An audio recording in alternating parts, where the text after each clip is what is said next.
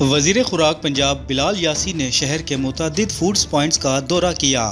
انہوں نے ٹیموں کے ہمراہ سمن آباد، واہگہ ٹاؤن، شالیمار ٹاؤن میں فوڈ پوائنٹس کی چیکنگ کی اور معروف فوڈ چینز آؤٹ لیٹس کا معائنہ کیا۔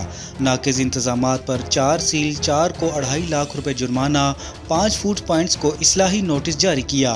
فوڈ پوائنٹس پر موجود 2 من سے زائد ناقص گوشت، آئل اور ایکسپائر اشیاء تلف کی گئیں۔ انہوں نے کہا کہ صحت دشمن عناصر کسی رعایت کے مستحق نہیں۔ ممنوعہ و ایکسپائر اشیاء کی موجودگی اور صفائی کے ناقص انتظامات پر ایکشن لیا گیا، جہاں پر زنگ آلود برتنوں کا استعمال اور گندی مشینوں میں فاسٹ فوڈ تیار کیا جا رہا تھا۔ سیل کیے گئے پوائنٹس پر آئل تبدیلی ریکارڈ بھی موجود نہیں۔ پیور فوڈ ریگولیشنز کی خلاف ورزیوں پر فوڈ پوائنٹس بند کیے گئے۔ قوانین کی خلاف ورزی ہرگز برداشت نہیں کی جائے گی۔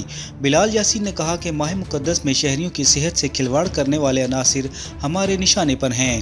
پنجاب میں فوڈ بزنس کرنا ہے تو قوانین پر عمل درآمد یقینی بنانا ہوگا۔